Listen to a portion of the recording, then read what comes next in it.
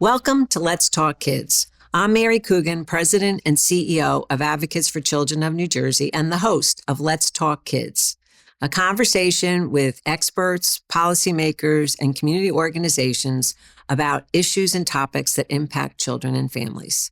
Today, I'm pleased to be joined with Dr. Maurice Elias, longtime professor at Rutgers University, practicing psychologist, and also social and emotional and character development lab. You're the director, right? And also the co-director of the Academy for Social and Emotional Learning in Schools, and also an ACNJ board member, right? So very welcome. Important.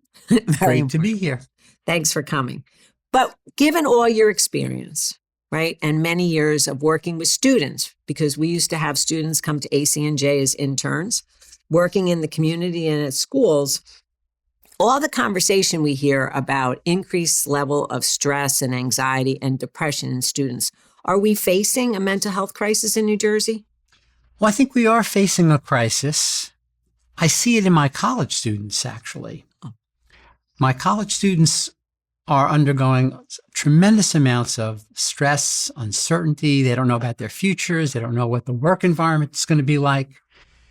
And this is something that happens and starts back in the elementary school, middle school, high school days.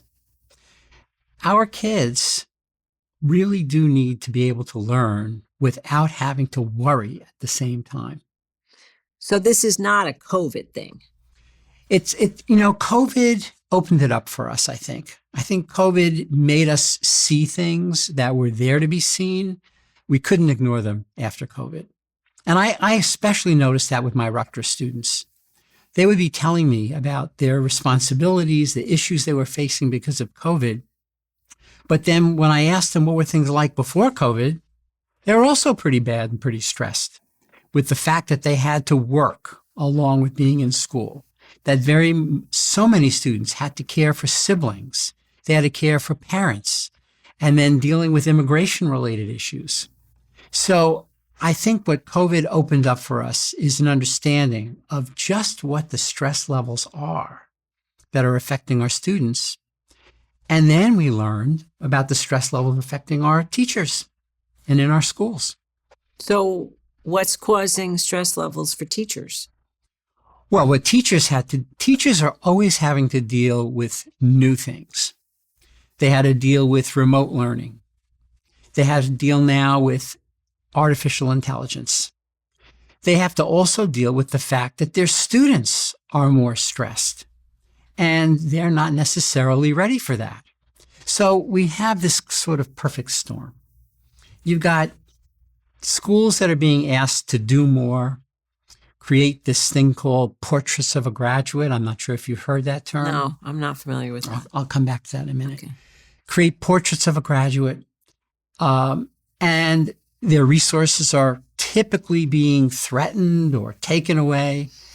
And at the same time, you've got students who are dealing with families that are under stress. And so you've got educators under stress, you've got students under stress, you've got higher demands being made on them for achievement and accomplishment. That's a perfect storm. So you're describing different things, but let's just go back first to the portrait of a graduate before we lose touch. What is the portrait of a graduate? So many schools now and many districts now are creating what's called a portrait of a graduate, which basically means what do we want our students to be like? What do we want them to achieve when they graduate from our school or from our district? And of course, everybody wants to be achieving at or above grade level. We want proficiency for all our kids. We want them to be mentally happy and healthy. We want them to be engaged. We want them to be great future citizens. So this is what we want for our kids. Now, it's one thing to want this. It's another thing to put the resources in place so that we get this. And it's another thing to make sure that when we talk about portraits of a graduate, we're talking about all graduates, not just some graduates. Well, I was going to say, that's what you described is impossible. I mean, when you think about the thousands of kids who go to a university, that they could all be overachievers and successful and balanced and making, a great income and be happy. That's, to me, almost impossible. Well, maybe it's impossible at the top level, but it's not possible at a minimum level. We should be able to guarantee that all our kids are academically proficient. Okay. They don't have to all excel, but they should all be proficient. We should aspire for our kids to be mentally healthy, not necessarily the fantastic health, elation, and joy all the time, but they should be reasonably healthy. They should be also reasonably engaged, and they should have some notion that they should be participating in citizenship in school and out of school. That's not too much to ask. Again, it doesn't mean every kid's going to be president, every kid's going to be the local mayor or run for the local town council, but they should be aspiring to something. No, that makes sense. And I also think when you talk about, if some people would equate happiness with being content, right? And I think people should come out of school feeling that they can find a job, that they can make a living that's reasonable, that they can be content with their life, right? That's and right. So, and your other points in terms of being competent, absolutely. And the civic engagement, I think, is something we've lost touch with in more recent days, right? Okay, so let's back up a little bit, not say, understanding that college kids may have issues, but let's talk a little bit about the younger years. So I know from our Kids Count data, which is data on a variety of indicators to sort of track trends in child well-being, that less than 50% of the children in New Jersey are reading at grade level by third grade and are not proficient in math, either at third grade or levels at eighth grade, with even kids who necessarily don't go on to college need to have basic reading and math skills, right? So we talk a lot about stress, but we don't talk about those basic skill levels, right? And why is it, you think, that we've lost touch with basic competency skills in the younger grades and are so focused on the emotional problems that kids are facing? Well, I think we have to ask ourselves, what does it take to do well academically? Especially if you're not doing well academically. And so if we're saying that a lot of our kids are behind, and I hate to use that term, but if we say that they're behind, then they have to catch up. Mm-hmm. Well, you don't catch up unless you exercise a certain amount of effort. You don't catch up unless you believe you can catch up. You don't catch up unless you've got some skills for persistence. You don't catch up unless you've got some skills for stress management. In other words, academic success requires a certain social and emotional skill set. And if you don't have it, it doesn't much matter how smart you are. You're not going to accomplish. Okay. And so, unfortunately, what education tends to do is double down on the content, double down on the academic details, and not think about the emotional life of the child that has to carry out those academic details. So we end up in an odd way increasing the pressure on the kids without giving them the skills to deal with that pressure. What I'm hearing you say is kids wouldn't necessarily be behind if they had those skills to deal with the pressures as they were moving through school. Right. So you wouldn't always be playing catch up at fourth and fifth grade if when kids came into school at first and second grade, they had those skills to learn how to read. Right. And it's not only the skills, it's what kind of an environment schools provide for kids. So kids come into school for 180 school days, and they need to feel welcomed. They need to feel like people are excited for them to be there. Then they get excited for being there. Mm-hmm. And, what their home life is like is very difficult for schools to control. But for 180 school days, for a lot of hours every one of those days, we put the kids in an environment which can be like an oasis for them. Mm-hmm. and they can look at it, feel comfortable, feel confident, and then they're more likely to do well academically. One of the things that we've asked kids when we do surveys of school climate, we ask the kids, how happy do you think your teachers are to be in this school? Oh, that's interesting. Isn't it an interesting question? Yeah. And then we ask the teachers, how do you think the kids will answer that question? And the teachers say, well, they think we're really happy to be in this school. And the kids answer, we don't think they're particularly happy to be in the school. Because I think teachers don't realize how kids pick up on small cues from adults. Kids are very attentive to what adults do. Mm-hmm. And so when the teachers are not happy, the kids know it. And when the teachers are not happy being there, well, that doesn't lead to the kids being happy to be there. No, it doesn't. And when, it's like any work environment. The better the work environment, the better the work. It's true for adults, true for kids. And so the climate that we create in the schools is of essential importance. So when we were working in New Brunswick Middle School has about 1,500 kids in that middle school. And every one of those kids goes through a metal detector before they go into the schools. And so when we were sort of first getting involved in the New Brunswick schools, the process was going on, and the kids felt like they were being treated as guilty until proven innocent.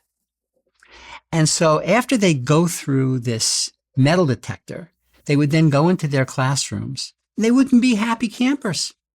They would be sort of primed for trouble. We talked to the security folks, and we basically said to them, you are the front line. You are the welcomers. You are the greeters. You are the mood setters. The vast majority of these kids are not bringing anything in to the school that's a problem. The vast majority of these kids don't want any trouble whatsoever. Mm-hmm. So if you become the welcomers, you become the cheerleaders, you become the greeters, you're going to set up a whole different school day. And you'll benefit from that school day because when you're dealing with security the rest of the school day, there's not going to be a lot of problems. So they, in essence, shifted their attitude, engaged the kids positively. The kids then went from the metal detectors into the classrooms in a positive, receptive mood. Teachers could capitalize on that, build on that. And in a couple of years, a middle school that was deemed to be an at-risk middle school, a persistently violent, dangerous school, whatever the different labels we give to problematic schools, became a state and national school of character. Wow. So what you're saying is a lot of it is attitude, and things can change in some instances with very little effort. Well, I wouldn't say very little. Oh. But nothing happens with very little effort. but some. But not a lot. Not a lot. And by the way, the school's academic scores increase significantly. Right. But what you're describing is probably something that the security officers didn't even realize that they were creating. Right. A more negative. And it wasn't just the security officers. It was like a relay race. Security officers handed the ball off to the teachers. The teachers then were able to hand it off better to the lunchroom staff and various other staff. So the whole day got better for everybody. So it wasn't just what happened in the beginning, but how you start does make a difference. Right.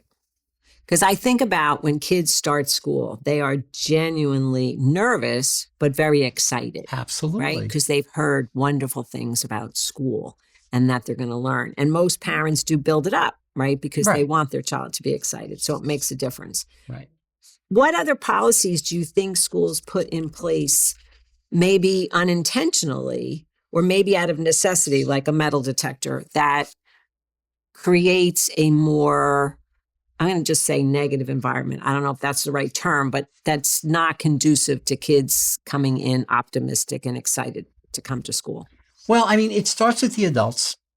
It starts with the working conditions for the adults. If the adults are feeling like they're respected, if the adults are feeling like they're supported, if the adults are feeling like they have a say in what's going on in the school, they become different to the kids. They become more welcoming, more positive. Again, it's just like we said with the kids. If you're resentful about being in school and you're resentful about the school administration, kids are going to pick that up.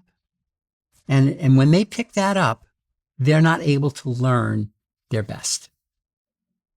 And so what happens really is that the adults need to, and it comes all the way back to the administration of the school and how the tone the administrators set for the staff and the district administrators set for the principals in the schools. It's an entire ecosystem that we have to think about.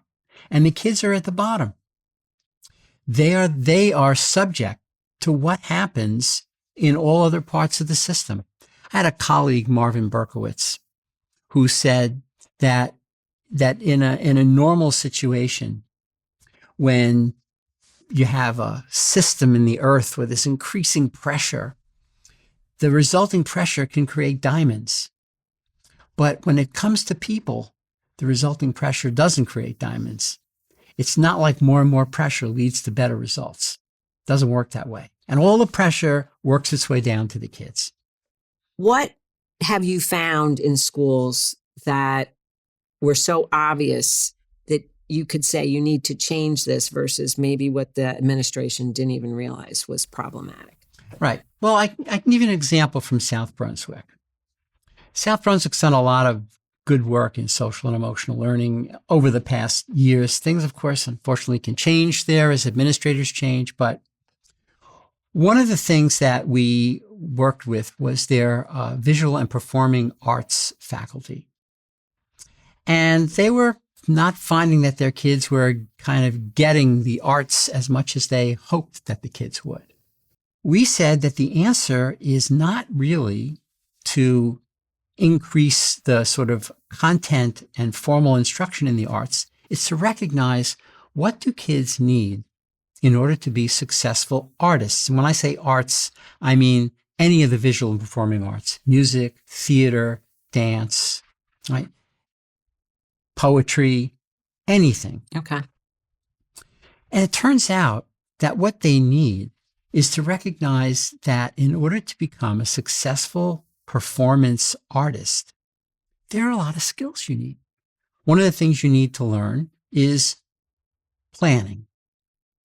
You have to learn how to figure out, well, what is it that I'm going to be required to do, and how do I organize and prepare myself for what I'm going to be doing? And if you don't have that organization, you can have the skills, but you won't be able to put them into any organized, feasible practice. And so what we worked with the teachers, and this was in this case 2 middle school teachers, we work with them to bring more of this social and emotional instruction into their arts instruction, and to talk to kids about how they were going to manage the stress, how they were going to organize themselves, how they were going to plan out their work. We also had them focus on a very interesting angle that we leave out a lot, and that is, what is the purpose of this work? Where did this work come from? You know, when we ask kids to study things, we sometimes just ask them to do it, and we don't ask them to think about, why are they doing it? And where did it come from? You know, kids often think that mathematics was a torture invention from the Middle Ages, right? But there were reasons why we have mathematics. There are actually reasons why it's good to learn algebra and calculus and geometry. But kids don't get any of that. They just get the content. So we had the teachers talk to kids about the arts that they were learning about. When was this painting from? Why was this painting created? Who created it? The fact that there was an artist. What did the artist go through to create a painting? You know, kids see the products of things, and they don't know the process that people use to get there. So they look at a finished work of art and they say, I can never do anything like that. But they think that the artist one day walked into a studio, painted exactly what they see, and then that was it. They don't understand the process. And so as kids learn about the process, they then feel, well, I can do that. They feel like, well, I can make mistakes along the way. And so then they become more willing to engage in the artwork. And so what ends up happening is it's not like these skills make kids better artists. They enable the kids to perform closer to their optimal level, right? I mean, if you're a kid who's tone deaf, having good social and emotional skills is not going to make you have a perfect pitch. No. But it's going to help you deal with being tone deaf and be better. Mm-hmm. And that's really what this is about. How do you bring in to your academic instruction the skills that the kids need to be successful in whatever your subject area is? So is some of this also kids also learn how to fail, learn from failure, and build on that, which maybe they don't get so much anymore. There's just very competitive nature. You must succeed. Well, and you learn from failure or shortcomings, and not as part of a test, but just as part of the process. Mm-hmm. Now, just imagine, how could anyone be a successful artist, again, dance, theater, anything, painting, sculpture, if you can't deal with negative criticism? You're going to get negative criticism. It's just in the nature of art. And so learning about that as part of the process makes kids better artists. It makes them more willing to hang in, more willing to persist. Same, you could say the same thing for math. If kids understand the fact that making errors is a part of math, and how do we respond when we make a mistake? If that becomes part of the process, then kids don't get devastated by mistakes. It's just part of the process. When did we lose this ability to laugh at ourselves and to make mistakes and learn from these mistakes? Or did we never have that in schools? As we started thinking of testing as such high stakes, it ratcheted up the pressure on everybody. And then COVID came along, and COVID sort of blew everything out of the water because there was a lack of progress on testing, because there was a lack of structured educational opportunity in our schools. So you started hearing about how kids are behind and how we're going to make up for lost time. I mean, this is the most destructive kind of way of thinking when it comes to learning, is to think that you can accelerate normal developmental processes. Kids take a year to learn something because it takes a year to learn something. And because you want them to catch up, you're not going to get them to catch up 2 years in one. And in fact, the opposite will happen. By pressuring the kids to accelerate when they're not ready to accelerate, they'll do worse. Okay. I mean, that makes sense. I think about a school when we were doing school breakfast here at ACNJ, and we were at a school in Trenton, and you walked up the street to the school and there were kids, I don't know, 5th, 6th grade, saying, "Good morning. Hi, ma'am," whatever. And you got to the front door and the principal was standing at the front door and welcome everyone in. And we initially thought it was because we had a program there. And it turns out, no, they do that every single day. And you go into the school and there's a lot of artwork. There were a lot of signs for Ivy League colleges. They all had a certain day of the week that they all wore their school colors. I mean, you could just tell there was a lot of enthusiasm.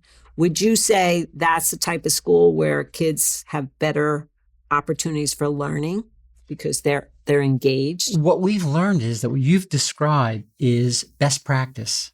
It's not exceptional practice. It's best normal educational practice. To greet kids when they walk in the door is essential. We know it's essential. There's a lot of data from places like the Northeast Foundation for Children and the Responsive Classroom that show how kids respond to how they're greeted, which was related to the story I told about the metal detectors in New Brunswick. We hosted a group of educators from Singapore in New Jersey. They wanted to see what we're doing in our schools for social emotional learning and character development.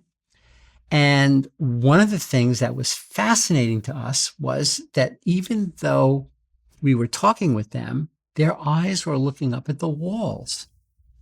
And we kept wondering, why are you spending so much time looking at the walls?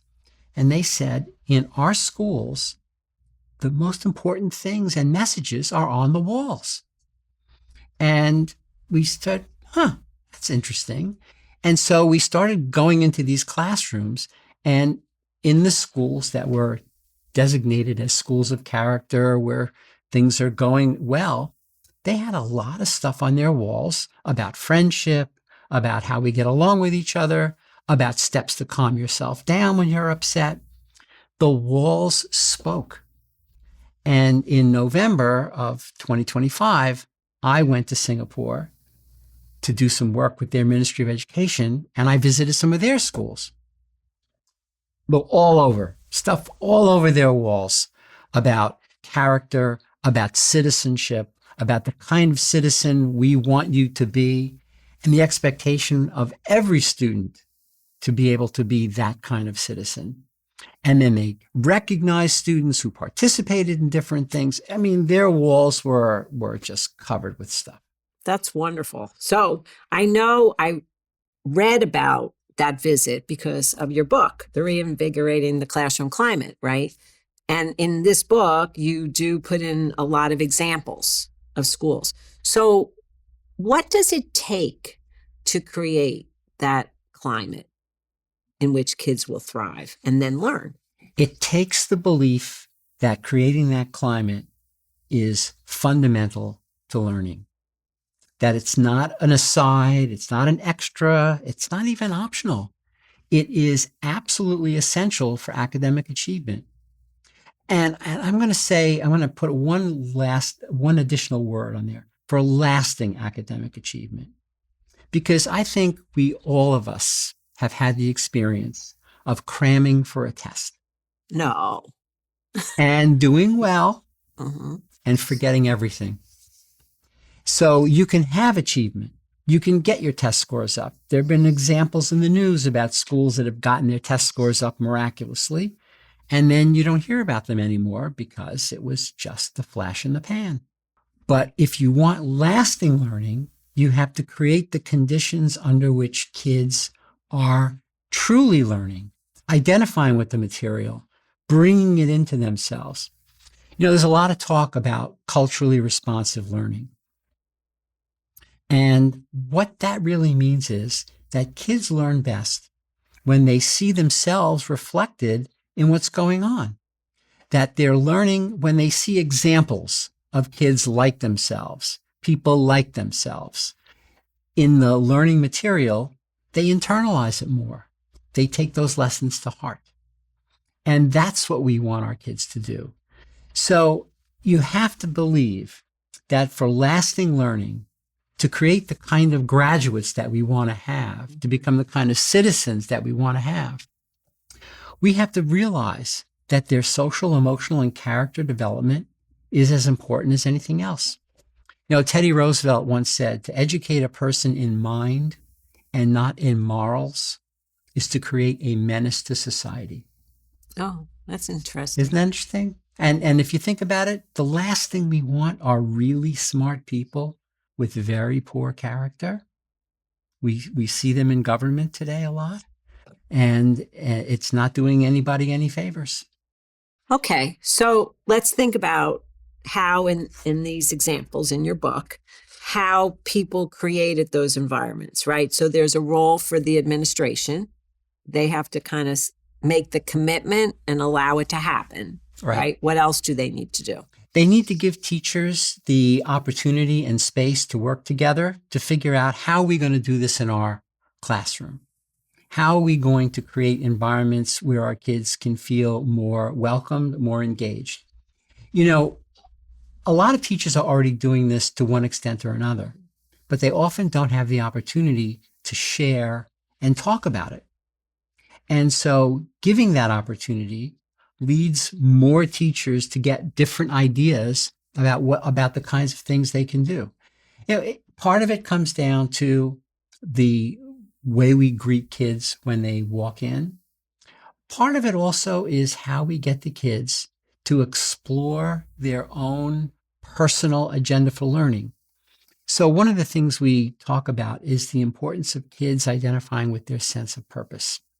When we were working in New Brunswick, we asked the kids, how many of you thought you were going to have a happy and healthy life? And during one of our surveys, 50% of the kids thought they would, and 50% of the kids thought they wouldn't. That's very sad. It is very sad, but also it's a call out to us, because how can you expect a kid to want to learn something if they don't see any value in it? Mm-hmm. If I'm not going to lead a healthy life, why should I worry about my eating habits? Why should I avoid taking drugs? Why should I avoid smoking? I'm not going to be around that long for it to be an issue. So we need our kids to feel like they have a sense of positive purpose. We need to be talking to kids as part of the subject matter that we talk about is to talk about who does that subject matter. History is not just a set of facts. It's people taking actions in different contexts. Science isn't just things that get discovered. They're scientists that work in laboratories, that went to schools like they go to school. And the artists, mathematicians, writers, we need kids to be able to identify a sense of positive purpose for themselves so that they will feel motivated to want to work. And also, one of the other things that we find in schools that are successful, and we have lots of examples in the book, is kids working together. In our academic circles, we're very big on individual grades as a way of knowing who did what. But in the world that we're all living in, nobody does anything by themselves. Mm-hmm. Everybody works in a group. Everybody's part of a team. And we need kids to have that experience of learning as part of a group, learning as part of a team, and being able to be open to your classmates' ideas. So one of the things we find that's very interesting that we've asked kids to do is when they're about to be introduced to a new unit in school, let's say they're going to be reading a book of fiction, give them a statement. I think I'm going to understand this book well. And then you ask them, how many kids agree with this statement? How many of you disagree with this statement? And how many of you are not sure? And so you're asking a kid to sort of look into the future and think about, how am I gonna figure out this book? Some kids say yes, some kids say no, some kids say maybe. We get all the kids who said yes, no, and maybe together, and the yeses talk to each other. Well, why do you think you're going to be able to understand this book? The no's, why do you think you're not going to be able to understand this book? Kids who aren't sure, well, why aren't you sure? And then they share their reasoning.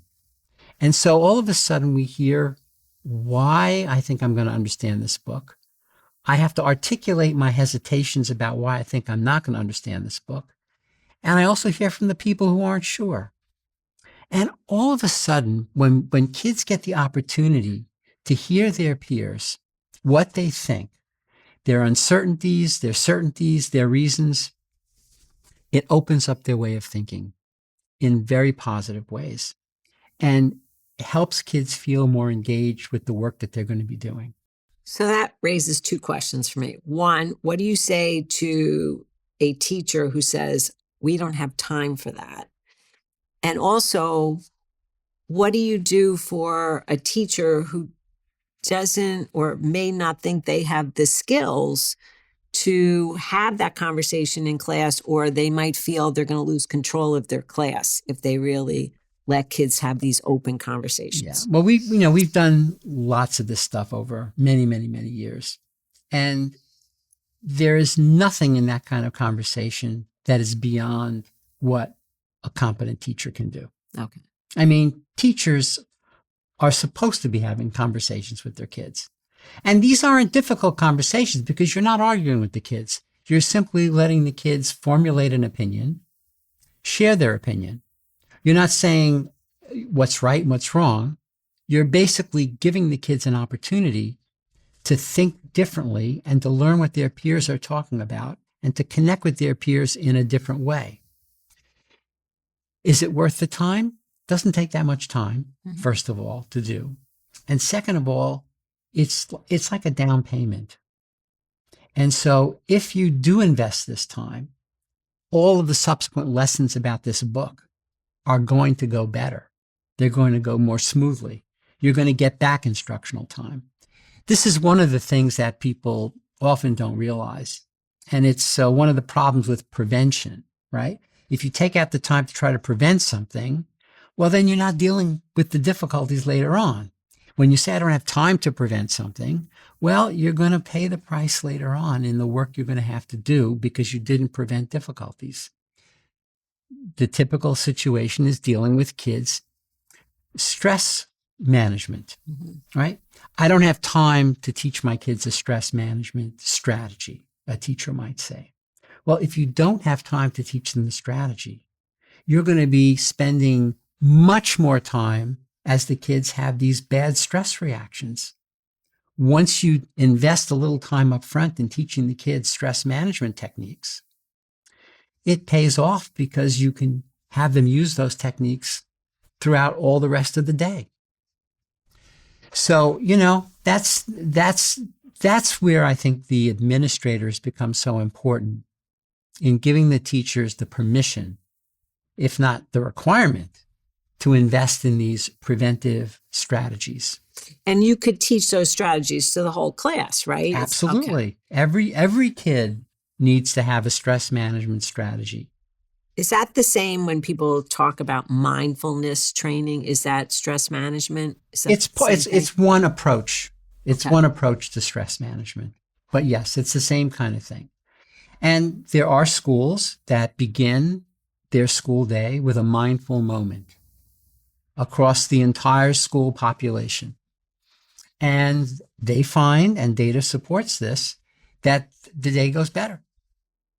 Because it makes kids sort of focus. It makes them focus, and it also serves as a transition from whatever they're coming in with to school to the learning tasks ahead. It's like a cleansing breath. So I think of sometimes we've talked in Trenton and Newark to groups of dads, and there's street teams, they call them, right? And they really are just out a block or so away from the school saying to kids, it's okay. Everything's okay. So that's sort of that same thing, checking it in so they leave whatever was going on the way to school outside. Right. I mean, because they can't really leave it outside. No. It's not like they put their books in the locker, they put their feelings in the locker. They bring their feelings with them. But if we create other environments, those positive feelings predominate. I mean, kids are like adults. They don't really want to be miserable. If you give them half a chance, they won't be miserable. And so if we engage them in school and we create a positive environment and we create that sense of appreciation and welcoming, they respond to that. Now, again, there are some kids for whom it takes a lot more for them to feel that sense of welcoming and engagement. And that's why we have school counselors. That's why, we can't expect that this is going to work for every kid. Some kids are dealing with extraordinary stress. One of the things that we've taken to saying is that there's a lot of talk now about trauma-informed learning. And this is something that, honestly, I learned at Rutgers through feedback from my students during COVID. That students that I wouldn't suspect what was going on in their lives would share with me what was going on in their lives. And then I'm thinking, in a typical classroom, if you don't have that vehicle for sharing, you don't know what's going on. Right. But such a high percentage of students were dealing with trauma that the default, in my opinion, is to think that these kids are dealing with trauma. and everything isn't fine. And we have to make the extra effort to help them feel welcomed and supported and cared for. Because if we don't, their feelings from outside are going to remain strong inside, and it just serves as a barrier to learning.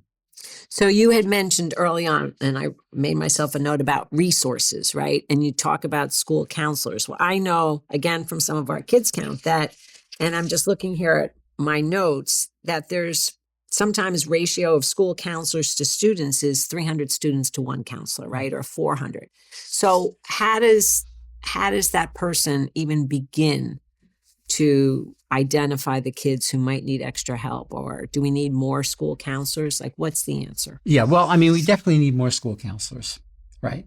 The job of the school counselor is made easier when these kinds of social and emotional actions are being taken by the teachers.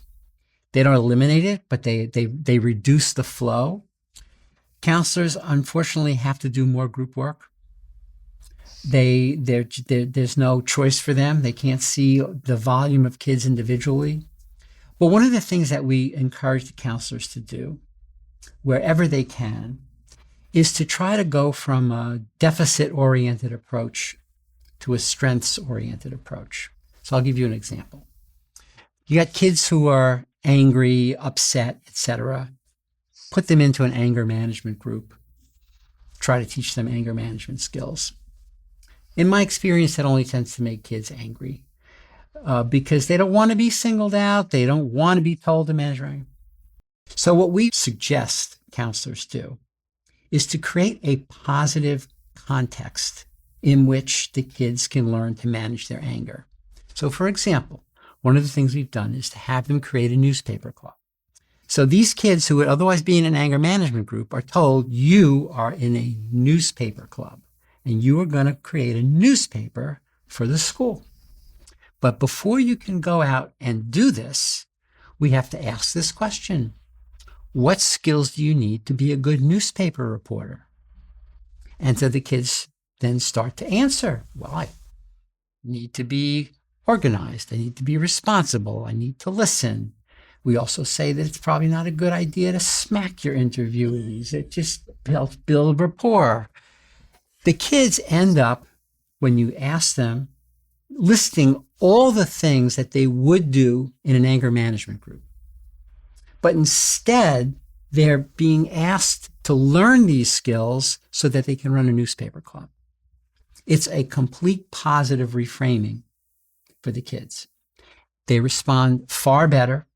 It's far easier to do, much more fun to do. Mm-hmm.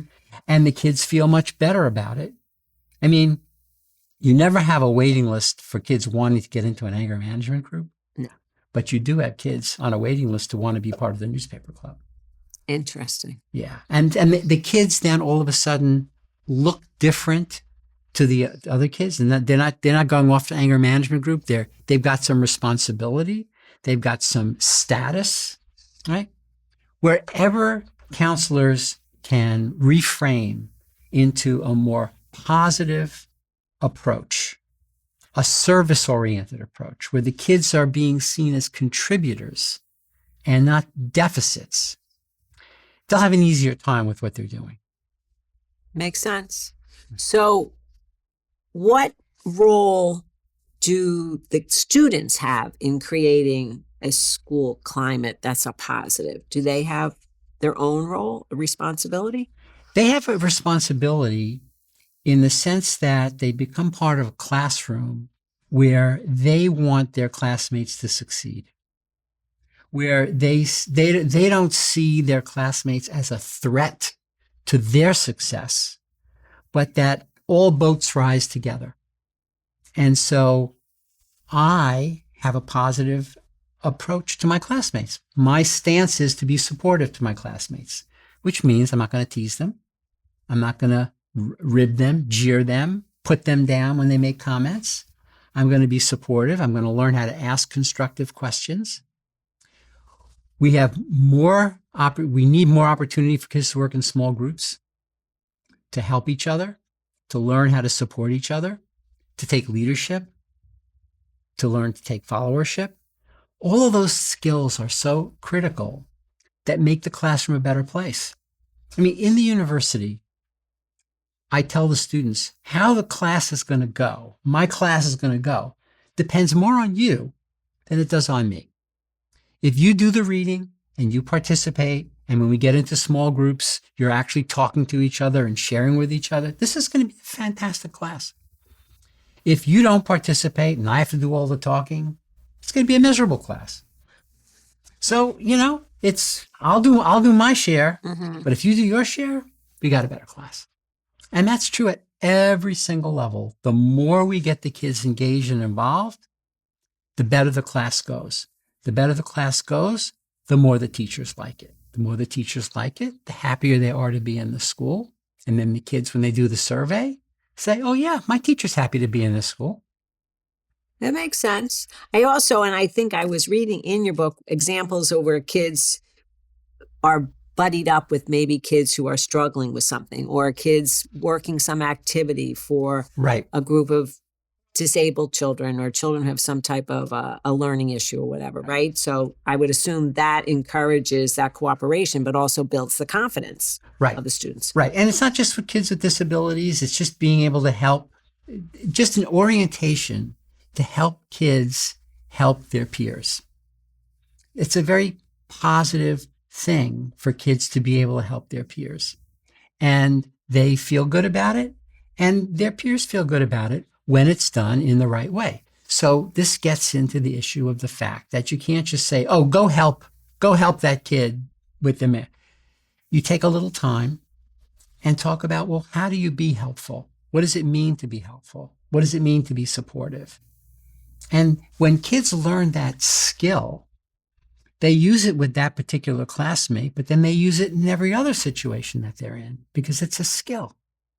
And so this just goes to the fact that when we take the little bit of extra time, it's extra time, but we take that time to give kids a skill, pays dividends throughout the whole school day.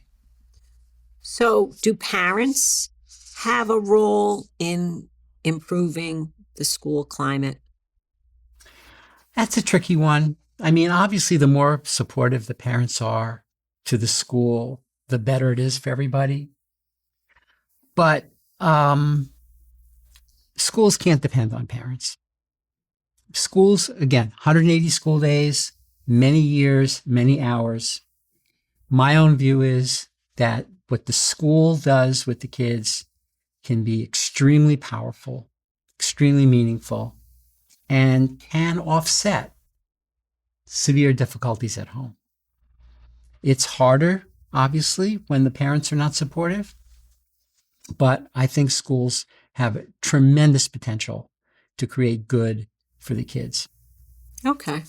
I mean, it makes sense. I guess I was just thinking that if parents who want to be supportive, or at least trying to explain to parents what you're trying to do, you want to engage parents. Schools should always be explaining to parents what they should do.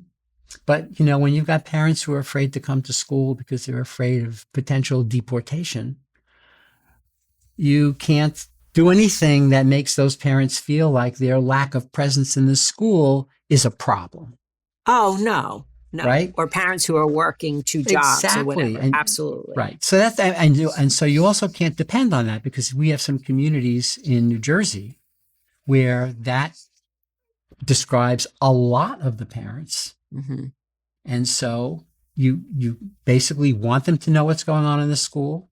You want them to know what you're doing, but you can't have what you're doing in school depend on the parents. So I'm going to switch a little bit, talk about bullying. Now, as you know, we have a lot of laws to protect kids against bullying. I think mixed bag from the cases we receive here at ACNJ in terms of the effectiveness of some schools to deal with the bullying. But would you say that changing the school climate should have an impact and maybe reduce any type of bullying? Or is bullying something that's totally separate? No, bullying is not separate. Bullying is a function of the climate that we create in the school. Mm-hmm. It's about how we agree we treat each other. And there should be no thought that kids should be harassed, intimidated, physically, verbally bullied in the school. It should never happen. Adults should be dedicated to making sure it never happens. There shouldn't be any, oh, boys will be boys. I've heard that in schools. Oh, boys, this is just the way they are. No, this isn't just the way they are. And they should be given no support in that. And the rules should be very, very clear. There should be literally zero tolerance of any harassment, intimidation, bullying behavior in the schools. Kids should come to school and feel perfectly safe. I mean, how can you let the kids enter a home that would be unsafe for them? Same thing with the school. It's not up to the kids. It's up to the adults to create an environment where mutual support is the norm and not any kind of put down, diminution, lack of acceptance, exclusion. This just shouldn't happen in the school. I know you feel very strongly about it, and I do too, and I totally agree with you. I think sometimes people don't know what to do, and so they will kind of say, well, it was just an isolated incident, or as you said, boys will be boys, and they kind of let it go, which I think sometimes just gives the message that it was okay. You're right. Well, I mean, it's not a perfect world. Mm-hmm.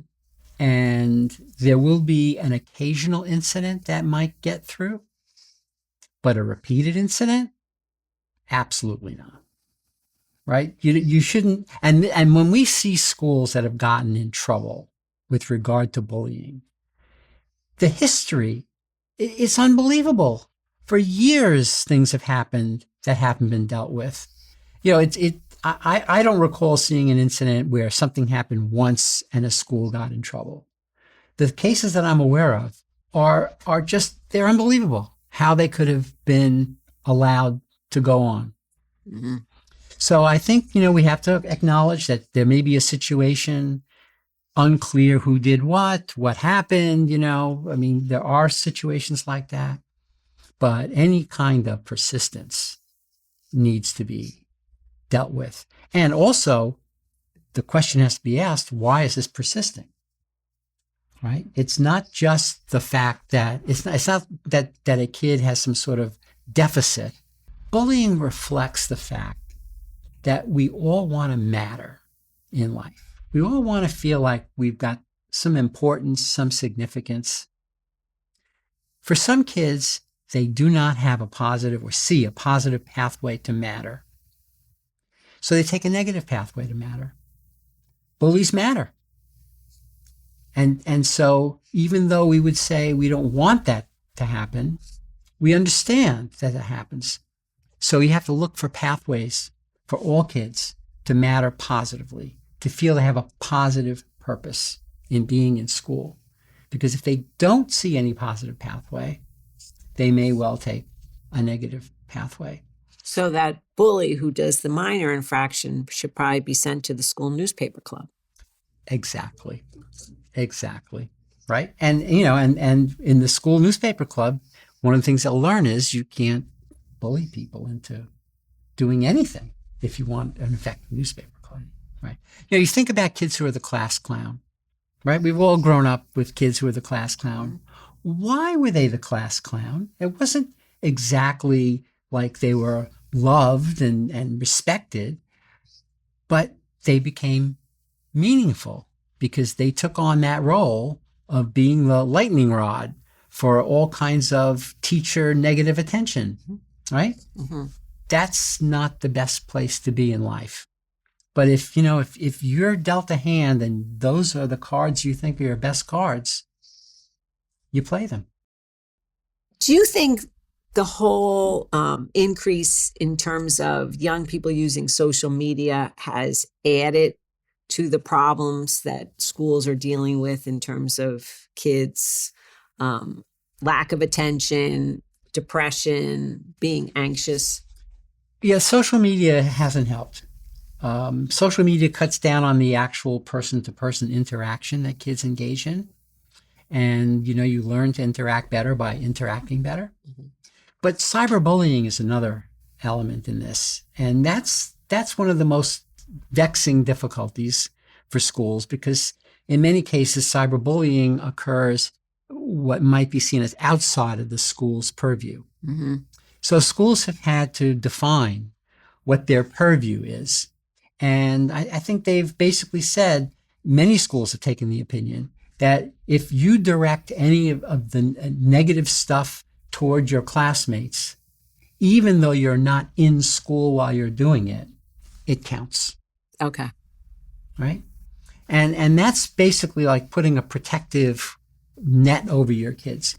And, it is the case that when kids go on school trips, they're away from school, they're off school grounds, but they're considered to be representing the school. And cyberbullying is similar. You're off school grounds, but you're still representing the school. And so if you're harassing and intimidating and bullying and being negative at your classmates from another place, it still counts. So, that's one, but more generally, kids who see stuff on social media that involves social comparisons very often feel inadequate. And that's not helpful for kids, especially in the teenage years, where kids amplify any inadequacy to be earth-shaking to them. So it doesn't help.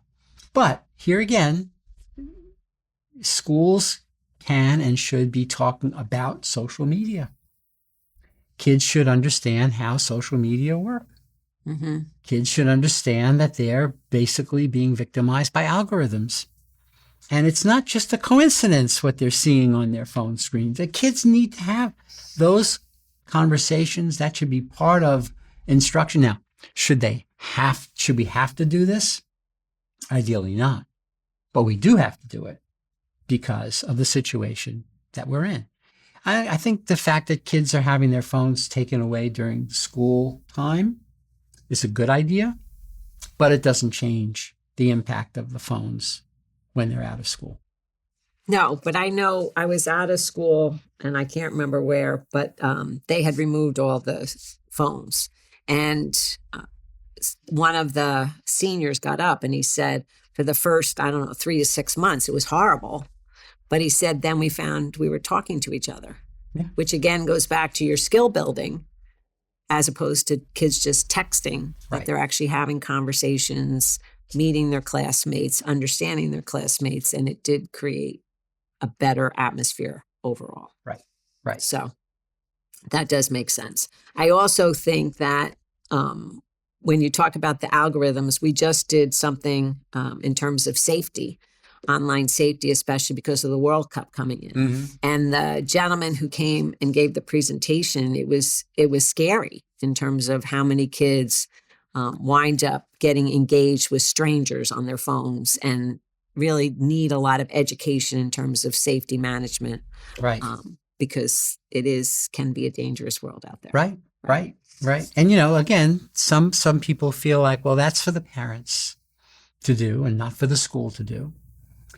But it comes right into the school. Mm-hmm. It affects the kids and it affects them in many ways. And so the school can't just sort of ignore that. No, but it goes back to just thoughtful decision making. In just general life decisions, right? In terms of who do you engage with, people you know versus people you don't know, when it's appropriate, when it's not appropriate. And I find even just some of the skills that we learn just generally picking up the phone, making phone calls, that a lot of young people are not comfortable with those skills. And in part because they never had to do it. Right. They've just been texting. Right. Or looking online or asking Dr. Google. Right. Right. I mean, one of the things we found is that very often kids don't have problem-solving strategies. Mm-hmm. And kids can learn problem-solving strategies. And when they actually have problem-solving strategies, they use them. Right. But we sort of want our kids to be good problem solvers. Portrait of a Graduate, all should be good problem solvers and decision makers, but we don't teach them skills for doing that. No. Or give them the opportunity to try them out. That's right. That's exactly right. It's the opportunity. You can't develop your skills without the opportunity. You have to have the opportunity and then make sure the kids are getting the skills. Do you think things are getting better? And I ask because I do read a lot and hear a lot about school budgets being cut, right? And so that's causing another stress on administrators, teachers, et cetera. But that feeling again, we don't have the resources to implement these changes. We can't make this happen. And there seems to be more of that. But from what you're saying, these are critical, these skills, right? Right. Yeah, there's a little bit of a catch-22. It's not that we lack the resources, because it doesn't take a tremendous amount of resources, but it does take time, does take some time, and it does take some focus. And when you're under stress, time and focus are not so easy to mobilize. And so that's part of the issue. When we were dealing with COVID, we were in what's often called a VUCA environment. A VUCA is a term that's actually named in the military to describe the fog of war. So VUCA stands for variable, uncertain, chaotic, anxiety-provoking. And when we're in that kind of situation, it's very difficult to function at our best. And we feel very threatened. We feel like we have to just stick to what we've already been doing. But what it turns out is that, and learning this from the history of battlefield work, is that the antidote to being in a VUCA environment is innovation. It's not doing the same old in this increasingly stressed environment. It's coming up with new ways to do things. It's coming up with ways of communicating differently. And so I think that's what we have to help our schools realize, that in this stressed environment of budget cuts and everything else, we can't just do the same old thing. Mm-hmm. We've got to be willing to innovate. And the innovation in this case is to focus on the social, emotional, and character development of our kids. Because once that is being dealt with, everything else becomes easier. All right. And I'm going to say I would recommend any teachers who are listening or administrators, Reinvigorating Classroom Climate by Maurice Elias. It's everyday strategies to inspire teachers and students. A lot of great examples. Thank you so much, Maurice. It's been a pleasure. Thank you so much for watching. Visit the description to find out more information about today's conversation. Be sure to leave a like, subscribe, and hit the bell if you enjoyed the video and want to be updated when our newest interviews are released.